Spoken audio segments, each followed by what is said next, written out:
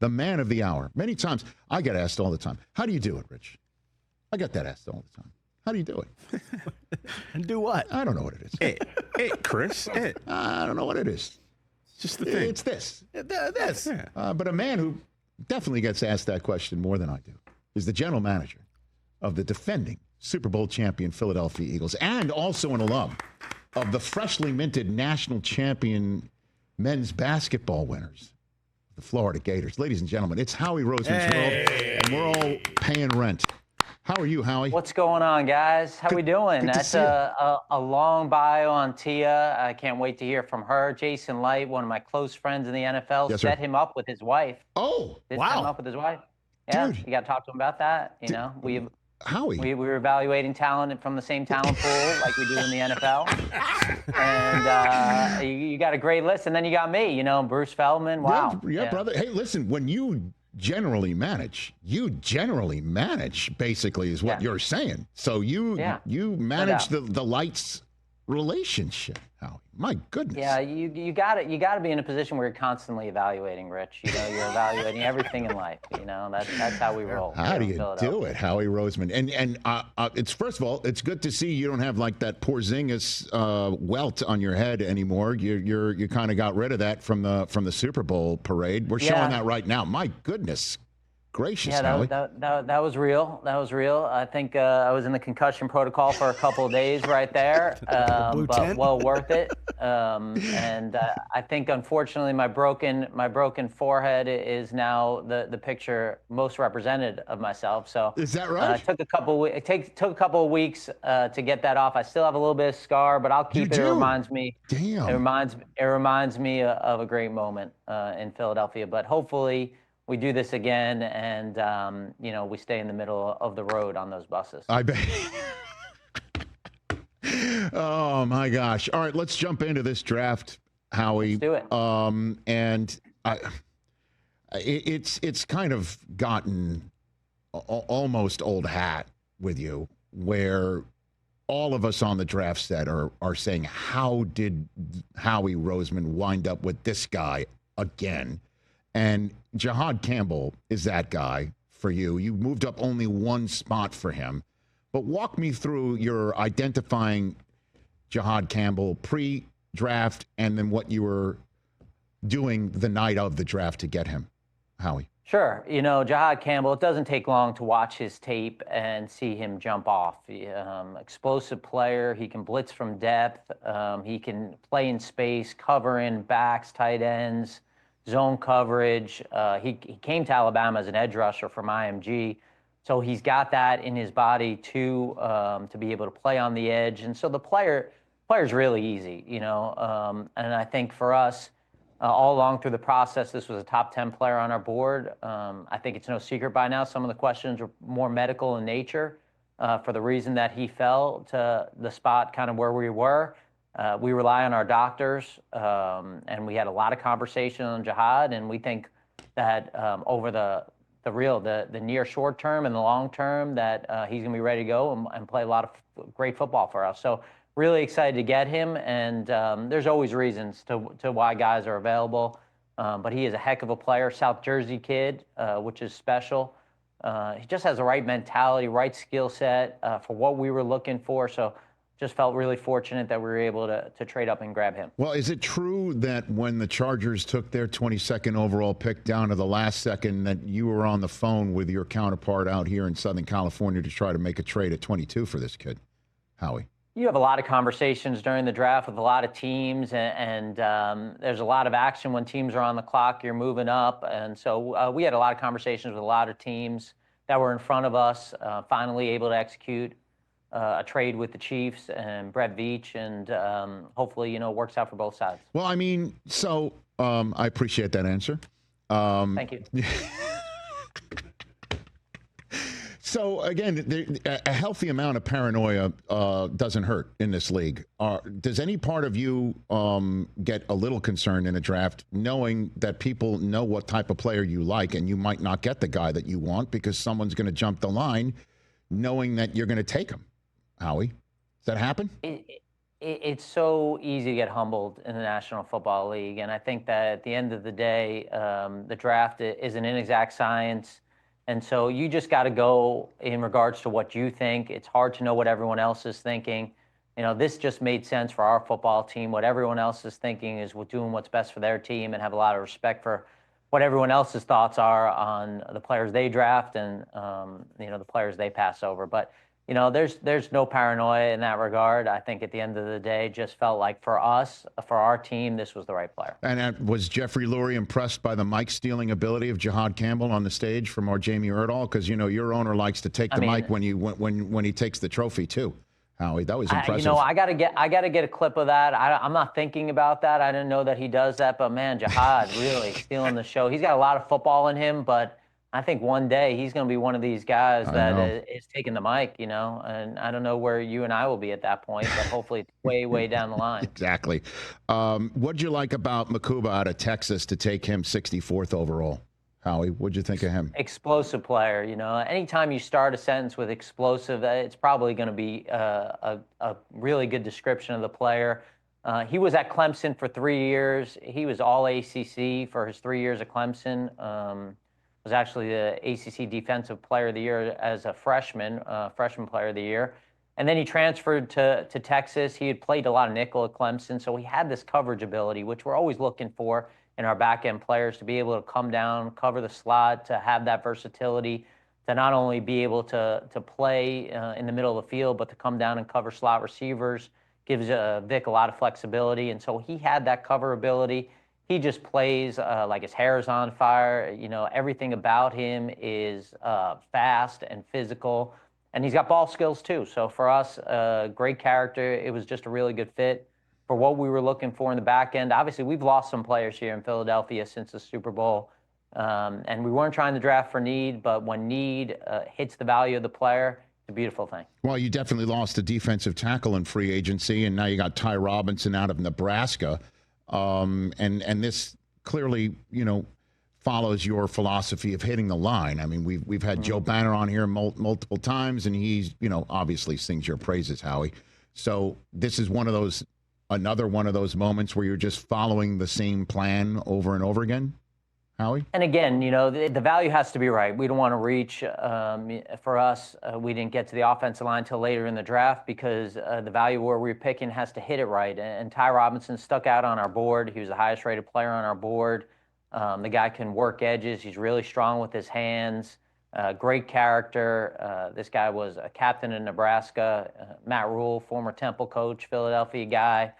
You talk to him about Ty Robinson, and he tells you all the things that we're trying to represent here. So was really excited, and him and our center, Cam Jurgens, who just signed an extension, they had battles when Ty was a freshman. So, we got firsthand those one-on-one battles. Really excited to bring Ty to Philly. And like you said, we lost a defensive tackle in free agency, a really good player who's in the AFC now. And we just want to keep restocking those lines. Feel like we have some players here who played for us last year who will get a little bit more run of show, but to continue to have those guys coming in waves is really important for our football team. Well, lots of discussions, Howie Roseman, about taking a quarterback late in a draft and what you're looking for out of a quarterback late in the draft. And obviously that's through the prism of Shedeur Sanders. What do you like about Kyle McCord, Howie? Processing, really quick processor. The ball's coming out really quickly with anticipation and accuracy. Leading passer in the NCAA. You just go down his games this year, and it's like 340, 380, 390. I mean, it's unbelievable. He's throwing the ball all over the field. We know him really well. St. Joe's Prep graduate, 3-time state champion in high school, number 1 recruit and 5-star recruit in the country. Goes to Ohio State. I think he had 2 career losses at Ohio State, as a starter, and then goes to Syracuse and just performs really well there. So, obviously we have the Super Bowl MVP as our starting quarterback. I feel extremely fortunate to have him. We have a young quarterback room behind him. We drafted a kid in the 6th round, Tanner McKee from Stanford, who got a chance to play last year and played really well as well. So, for us, again, we talk about the lines a lot. The quarterback position is extremely important as well. Getting young guys in here that can develop into the players that we think they can be. And I understand, I'm probably not going to get an answer to this question. How's that for a wind-up, Howie Roseman? But, it's a beautiful thing because now it doesn't even matter what you're going to ask. I'm not answering. No, I understand. And I understand I've opened that door. But I'm going to ask it anyway. Everybody thought, and again, it could be viewed as a prism of like Kyle McCord isn't, eventually your first choice. But were you gonna draft Shedeur in the 5th round? That the Browns jumped the line. Everyone thought it's because you were interested in him. Let's just put it that way. You were interested in him, Howie. Yeah, I would say that there are a lot of players that get taken before you picked in the draft. A lot of good players, and when you get to your pick, you're going off the board that you have. Okay, so you went off the board that you had, and he wasn't there when you drafted because the Browns jumped the line. That's what you're saying to that point. I think everything you said is factual. I'm trying to think of where you're trying to catch me. No, I'm not trying to catch you. How dare you, Howie Roseman? I'm trying to catch you. I'm trying to, the conversation come out of the draft was about how far, Shedeur dropped and how, everyone was pegging you as a spot because you were, obviously, as it was confirmed, in the interest of taking a rookie quarterback to adding to your draft room. That's all I'm saying. But you're not confirming or denying that he was on your draft board. That's what you're saying.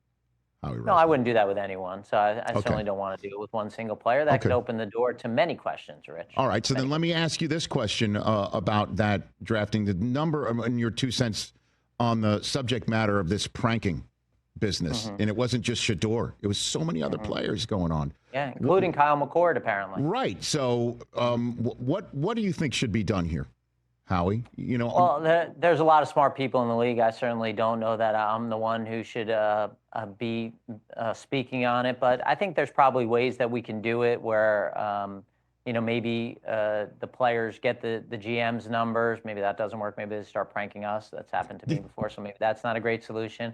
I was thinking maybe FaceTime. I don't know. Maybe there's a general number for each team where they call from a cell phone, and that's the number that's only for the draft, and you have to FaceTime the player. I'm thinking out loud, Rich. No, I'm trying to find solutions because it makes sense. Because my concern a little bit is that if you're on the clock and you can't get in touch with the player, there's concern from the team.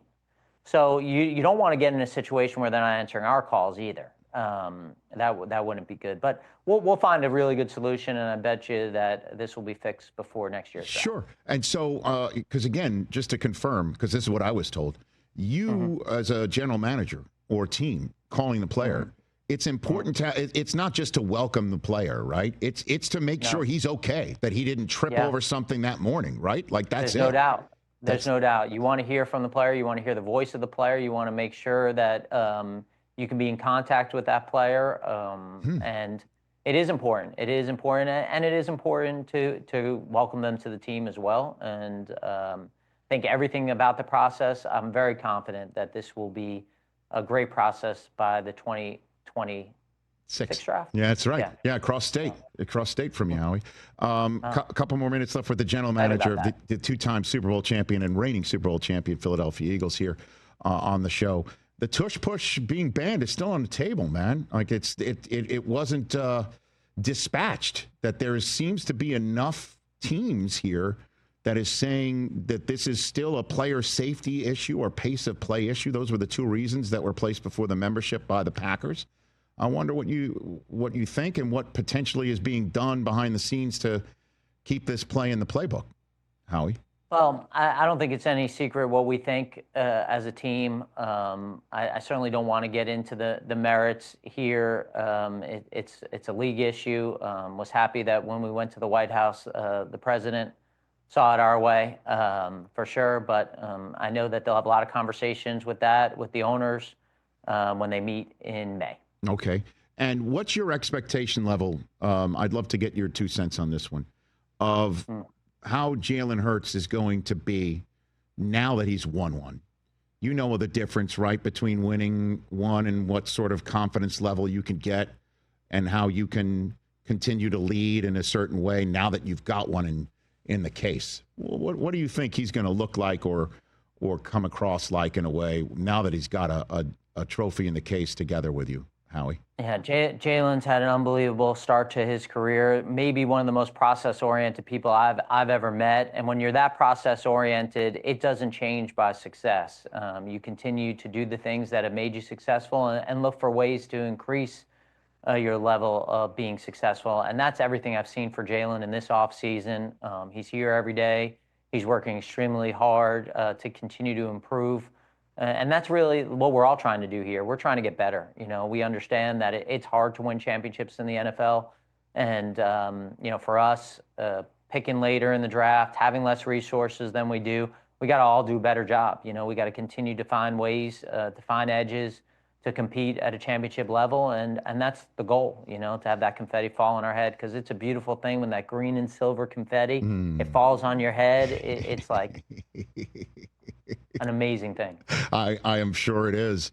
And it's just not just for you, but for all Eagles fans. You mentioned Tanner McKee before, and he won a game for you this year. He beat the Cowboys, Howie. And I don't know if you're aware of what's going on around here. And again, you're generally managing not only the Eagles, your own life. Giants too. He played in that Cowboys game, and then he started against the Giants. There you go.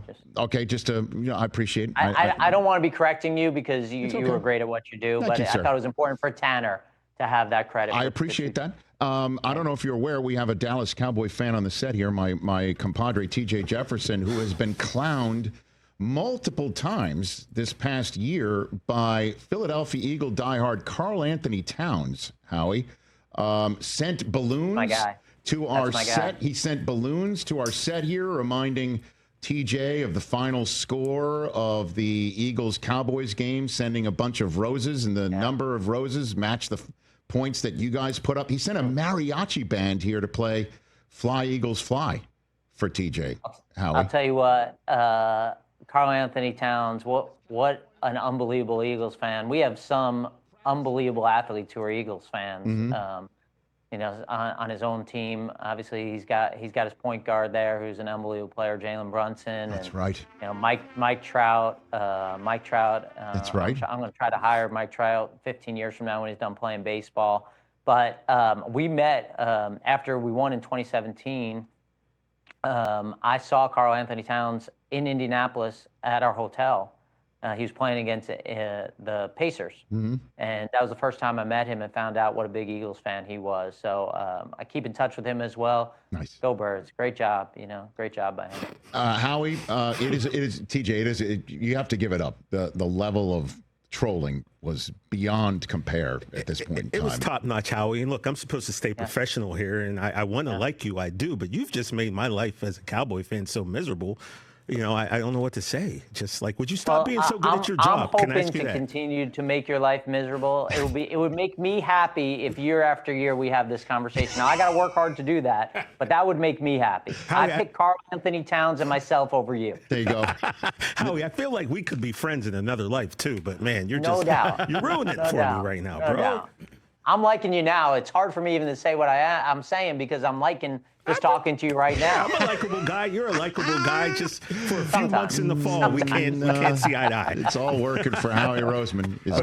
Congrats on all your success. His Gator wins. His Gators win it all in the tournament. He wins it all in the National Football League. And I always appreciate you saying yes to coming on here, Howie.